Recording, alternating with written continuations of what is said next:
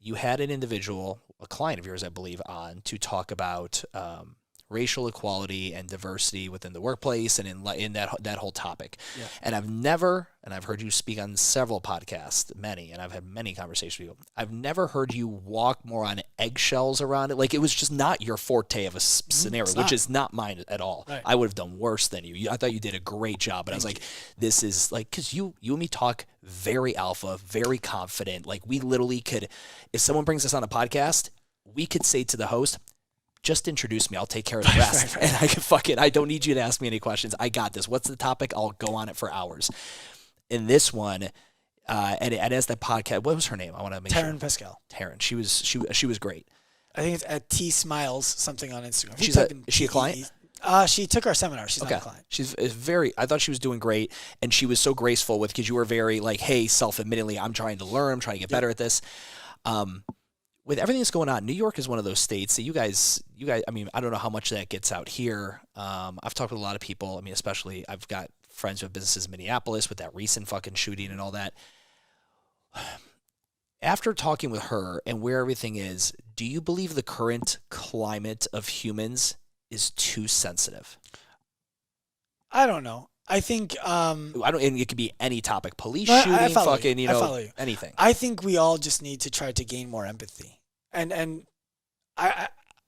it's Towards important to anything or to everything. Okay. To everything. Like when people ask my opinion on racial stuff or on political stuff, my basic answer is, I don't believe that I have enough information to formulate a real clear opinion that I could defend. You know, like anything that I would say, somebody with more knowledge, more statistical data, more experience in the space would be able to come and teach me something. And so I try to avoid creating opinions around things that I don't fully understand. And the reason I wanted to have Taryn on the show is she was helping me try to make our seminar more inclusive. And for selfish reasons. And this is like, it costs more energy to take something that's already really, really, really good and change it to make it more inclusive. And it's not broken, so we don't need to fix it. Selfishly, if we make it more inclusive, more people will buy it.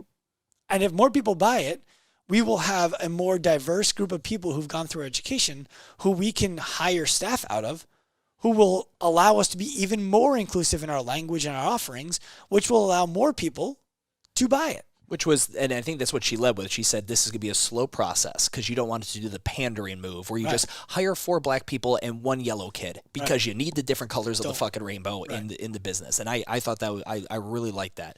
Well, the big thing for me is I want to hire the best people. And I believe that there are people of all races and all genders who exist as the best people who we could use on our team. And as a company, we haven't done a good enough job of creating an avenue for people like that to effectively find us and come work for us. So I wanted somebody's help who does that professionally to help me understand how can I do that in a way that is transparent, that is meaningful, that is, again, I'll go back to the substantive, without it being like just a timely, like I want to hire a black person. The affirmative action of I just need to bring colors in and different kind of people in to check the box type scenario. I mean, growing up in Cleveland, I had a lot of buddies. My uncle was on the police department. I had friends in the fire department. It was like, you hear the 45-year-old white dude pissed off. They hired this black guy, but he's not as qualified as someone else, but it's because he was black and that's why they hired him. And that was always in my head, this very like ignorant, like this, that's how I always thought of affirmative action, right? And with everything that's gone on in the past year, and especially for you're like, I want to hire the best people. I don't want to have to hire someone just because of the market. Yeah.